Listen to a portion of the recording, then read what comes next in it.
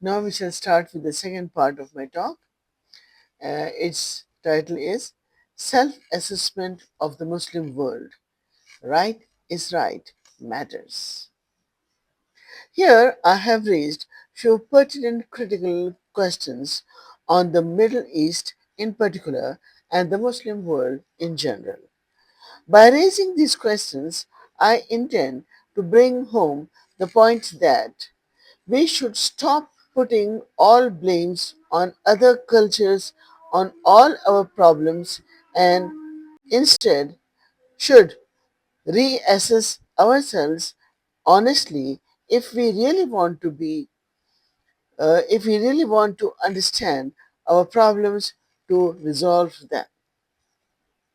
So here are our few questions. Do you think that the arrogance and hegemonic thrust of Israel and the US and its big allies are only responsible behind the age old confrontations, fights, and wars that Palestine is facing from Israel? My answer is not at all.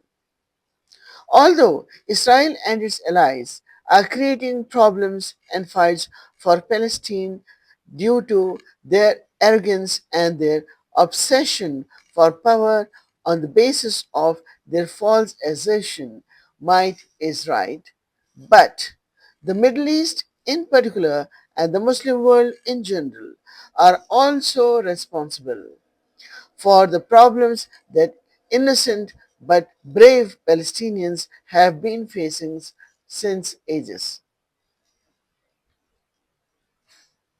We need to think and understand that Muslim countries in general, except leaving few cases in some way or the other, are also suffering from the illness of arrogance and obsession for more power, more wealth, and higher positions than others.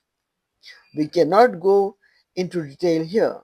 It is enough to say that most of these Muslim countries are themselves not following the Islamic system holistically in all aspects of their life and not following the Islamic constitution that was presented to them by the last Prophet Muhammad sallallahu alaihi wasallam in all its details and in real spiritual and practical terms.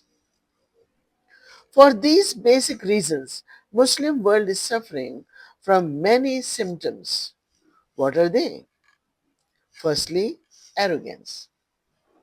Allah subhanahu wa ta'ala has blessed few of these Muslim countries with all necessary sources. We cannot go into detail here. Instead of taking the necessary actions through making use of these resources and standing for Palestine, these Muslim states are absorbed on the issues of saving their power, wealth, and position. It should be emphasized here that the problem of arrogance is historical, that can be understood from the Quran, where we see Iblis did not prostrate before Prophet Adam alayhi salam, even though it was Allah subhanahu wa ta'ala who commanded him to do so.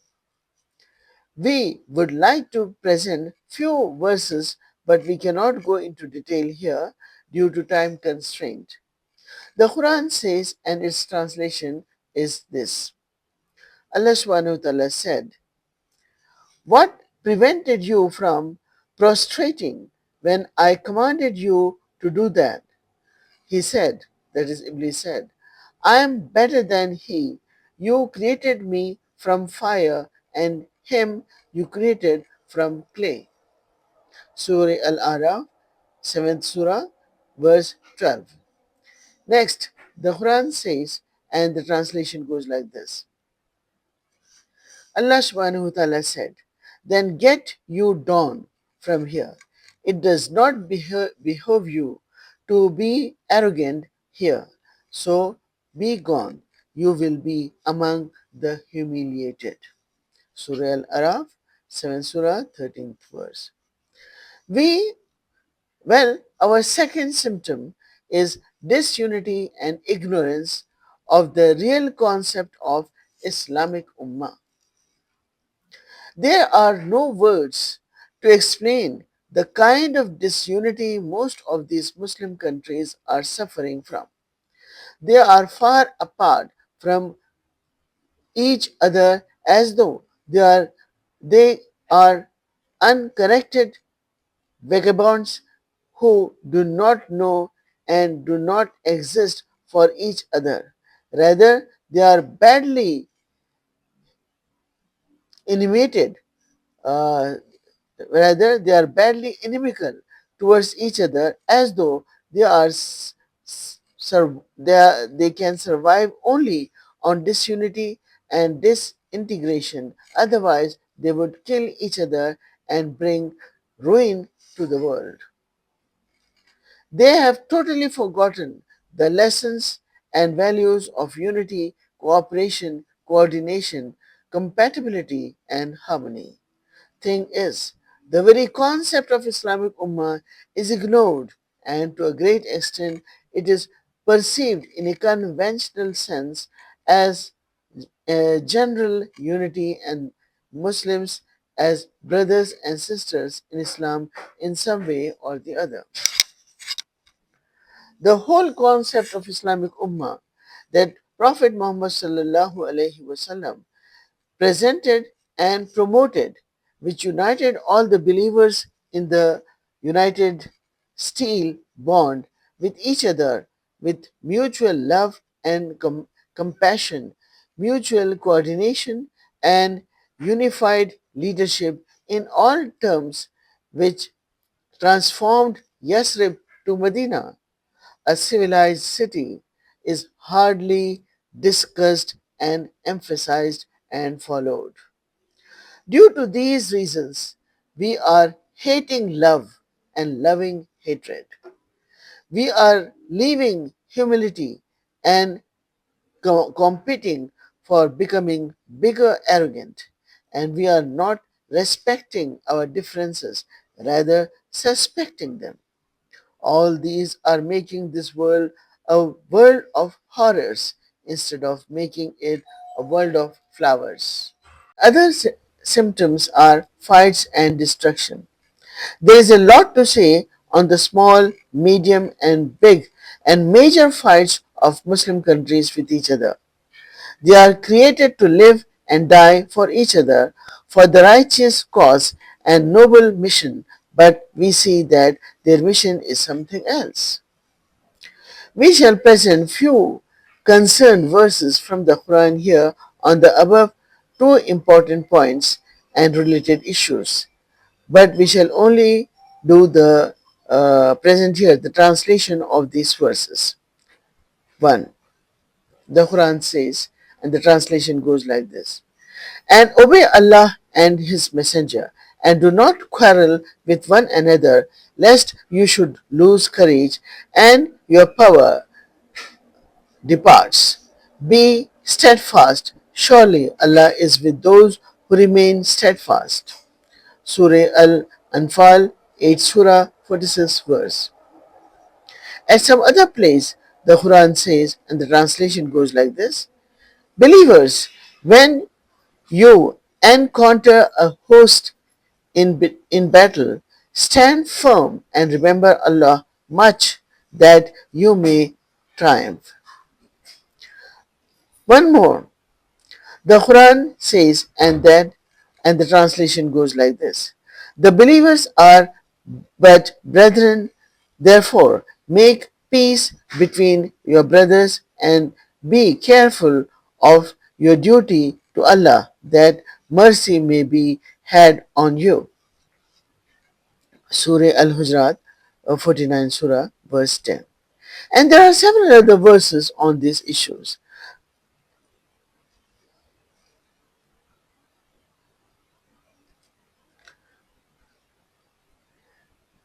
Are we following these injunctions of the Quran, which are emphasized by our last Prophet Muhammad sallallahu alaihi wasallam?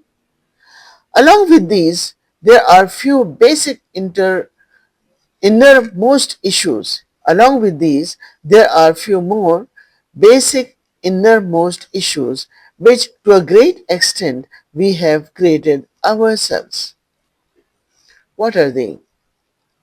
We forgot the purpose of education and the purpose of life.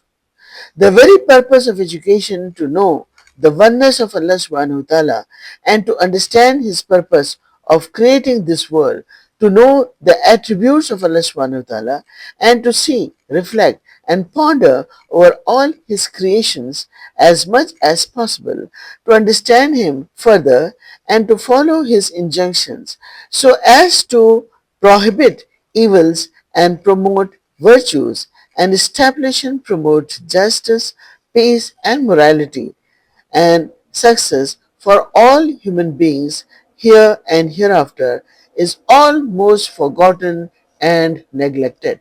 In fact, the purpose of education has become commercialization, materialization, and enhancing of power and position in the world for their own sake.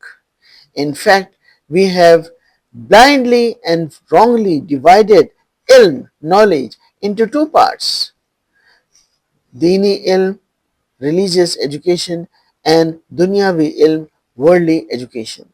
We made this blunder mistake, but we see and follow it as Islamic. This incorrect division of knowledge into two parts is directly related to our incorrect division of life, say purpose of life. Thing is, as we are making these unneeded and unwanted divisions, we are ourselves increasing more unneeded and more unwanted problems in our life. This gives rise to some more crucial questions. What are they? Why we are not following the main and primary sources of knowledge, for which reason we are not able to understand and follow the purpose of knowledge and the purpose of life. How long we shall continue making this great blunder mistake, which is only giving rise to all other basic issues and problems of life, whether it is ignorance, arrogance, disunity, uh, and ignorance of the real concept of Islamic Ummah, and all fights and utter human destruction. When we give serious thought to these pertinent questions, we would follow that definitely might is right may be shattered with right, and based on self-assessment we can bring a constructive and a positive change in the world.